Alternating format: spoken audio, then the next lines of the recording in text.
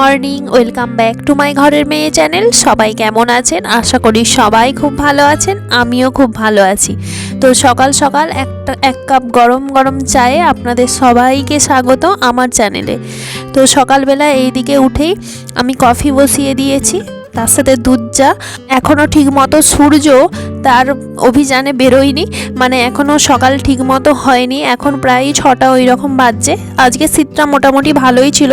তো সকালবেলা এদিকে চাফি দিয়ে আমি ঠাম্মুকে চা দিয়ে দিলাম। তারপরে বিছানা গোছ করা টুকটাক এগুলো সব কমপ্লিট করে চলে গিয়েছিলাম ঠাকুরের জন্য ফুল তুলতে। আর এই যে গাছটা দেখেছেন, আগে দেখিয়েছিলাম গাছটায় কত সুন্দর ফুল হয়েছিল আর কেমন সবুজ পাড়া একদম ছিল। গাছটা এখন একদম মরে গেছে আর কালো কালো হয়ে শুকিয়ে আসছে। তো কটা ফুল ছিল, ভাবলাম যে এই গাছটা থেকে আগে তুলে নিই, নইলে ফুলগুলো সব নষ্ট হয়ে যাবে। যাই হোক, যে কটা আছে সে কটা ঠাকুরের চরণে পড়বে। তো আজকে কয়েকটা তুললাম, আর এর পরের দিন যখন পুজো আজা হবে তখন তোলা হবে, তাহলেই শেষ হয়ে যাবে। আর ফুল তোলা হয়ে যাবার পর ওইদিকে আমি চলে গিয়েছিলাম তুলসী পাতা তোলার জন্য। তুলসী পাতা বেশ কটা বেশি করে তুলতে হয়, কেননা যেহেতু আমাদের গোপাল আছে, গোপালকে যখনই সেবা দিতে হয় তখন তুলসী পাতার প্রয়োজন হয়। তারপরে হচ্ছে পুজোর সময় তো প্রয়োজন হয়, সেই জন্য বেশ কটা বেশি করে সকালবেলা একবারে তুলসী পাতা তুলে নিই, যাতে সারা দিনটা হয়ে যায়। আর সন্ধে হঠাৎ করে হয়ে গেলে তুলসী পাতা না থাকলে তখন তো আর গাছে হাত দেওয়া চলে না। সেই জন্য সকালে যখন তুলি, আমিই তুলি আর মাই তুলে, যখনই তুলি তখন হচ্ছে বেশি করে কটা তুলসী পাতা তুলে নিই। আর এইদিকে আমার এখনও ব্রাশও হয়নি আর চা খাওয়াও হয়নি, শুধুমাত্র ঠাম্মুকেই চা দিয়েছি, কেননা আজ হচ্ছে আপনাদের দাদাভাই আসবে। তো সেই জন্য ওকে একটু বাস স্ট্যান্ড থেকে আনতে যেতে হবে, সেই কারণে ও আসলে তারপরেই একসাথে চা খাবো, সেই ভেবেই আর চা খেলাম না। তো সকালই ওর পৌঁছে যাবে 7:30 পৌনে 8টার মধ্যে, কারণ আজকে ভোরবেলা ওই 4:30 দিক করে ট্রেন ধরেছিল। এখন হচ্ছে ভোরবেলা 4:30 দিক করে আসে, সেই দিনটা ছুটি থাকে, পরের দিন আবার ভোরবেলা বেরিয়ে যায়। সেই জন্য আর চাটা খেলাম না।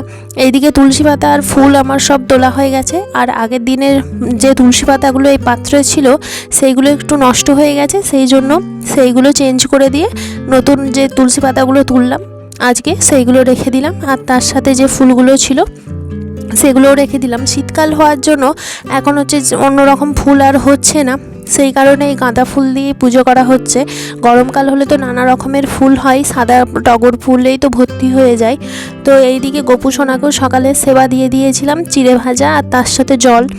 তো সেবা হয়ে গেছে, আমি এদিকে সরিয়ে নিলাম, তারপর চলে আসলাম চটপট করে নিজে রেডি হতে, কেননা আপনাদের দাদাভাই ফোন করেছিল, বললো ও প্রায় বাস স্ট্যান্ডের কাছে চলেই আসছে। তো মুখে টুকে একদম ঢাকা নিয়ে রেডি, কেননা গাড়ি নিয়ে আনতে যাব। তো হাওয়া প্রচণ্ড পরিমাণের লাগে, আর আমি যখনই এই শীতকালে দিতে বা আনতে যাই অন্তত 2টো করে সোয়েটার পরে যাই, কেননা আমি প্রচণ্ড শীত কাতুরে, আর তার মধ্যে প্রচণ্ড ঠান্ডার ধাত, ভালো করে না একটু আটসাট করে বেঁধে গেলে তো ঠান্ডা লেগে যাবে। আর এইদিকে রান্নাবান্না তারপরে এসে কমপ্লিট হয়ে গেছে, প্রচণ্ড তাড়াহুড়োর মধ্যে ছিলাম, কেননা আজ হচ্ছে আমাদের মায়ের পুজো, মানে শেতলা মায়ের পুজো, সেই জন্য প্রচণ্ড তাড়াহুড়োর মধ্যে ছিলাম। সকাল করে রান্নাবান্না করে নিয়েছি। আজ আবার হচ্ছে আপনার দাদাভাইয়ের এই শীতলা পুজোতে ধুনো পোড়ানোর মানসিক ছিল, সেই জন্য সকাল থেকে আমি, আপনাদের দাদাভাই আর মা কেউই কিছু খায়নি, শুধুমাত্র চা আর জল ছাড়া। তো এইদিকে সকাল রান্না বান্না করে আমি আর আপনার দাদাভাই আর মা, তার সাথে বাবাও সবাই রেডি হয়ে চলে আসলাম মায়ের মন্দিরে।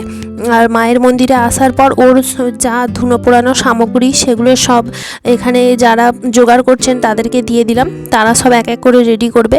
আর আজ বেশ অনেকজনেরই ধুনো পোড়ানোর মানসিক ছিল, সবাই এক করে বসছিল। এই যে প্রথমে ইনি বসেছেন, আর আপনাদের দাদাভাই ওইদিকে স্নান করতে গেছে, কেননা ধুনো পোড়ানো ভিজে কাপড়েই করে।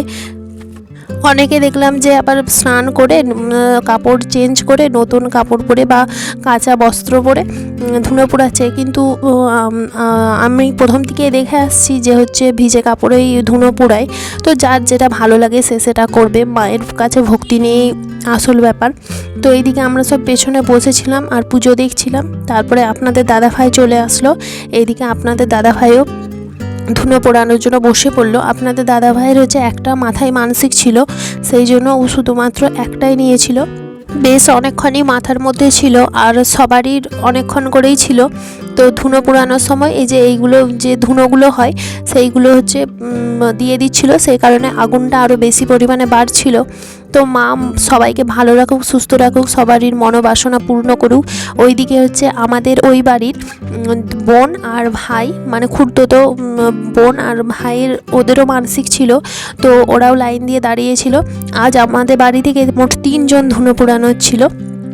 তো তারপরে ধুনো পোড়ানো হয়ে যাবার পর আমি আর আপনাদের দাদাভাই বাড়ি গিয়ে ওর ড্রেস চেঞ্জ করে নিয়ে আসলাম। নিয়ে আসার পর তারপরে এদিকে আমরা দাঁড়িয়েছিলাম। আর অনেকে মানসিক থাকলে বাতাসা ছড়ায়, ওই যে একজন 1 গামলা বাতাসা নিয়ে দাঁড়িয়ে আছে, তো বাতাসা ছড়াচ্ছে, সবাই কুড়োচ্ছে। আর এই বাতাসা ছড়ানোর সময়, কুড়ানোর সময় খুব ভালো লাগে, কে কতগুলো কোড়ালো, বেশ ভালো লাগে। তারপরে এখানে পুজো হয়ে যাবার পর আবার সবাই রেডি হয়ে চলে গেল চণ্ডী মন্দিরে। তো এটা আমাদের মা শীতলার মন্দির, আর একটু পাশেই আছে চণ্ডী মন্দির। এই মন্দিরে পুজো হয়ে যাবার পর তো সব সামগ্রী নিয়ে আবার সেই চণ্ডী মন্দিরে যায়। সেইখানে আবার পুজো হওয়ার পর তারপরে পুজো সমাপ্ত হয়। তারপরে হচ্ছে প্রসাদ পাওয়া যায়।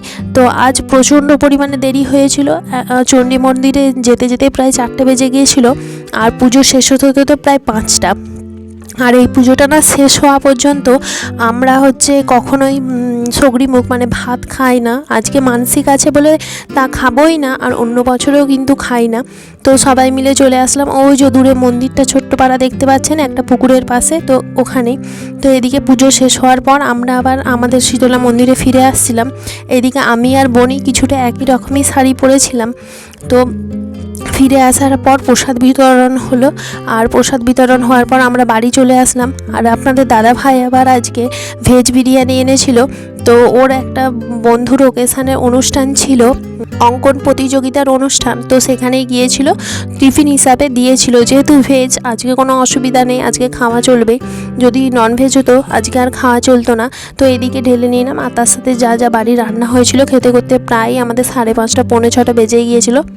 তো চলুন আজকের ব্লগটা এখানেই শেষ করলাম, বাই।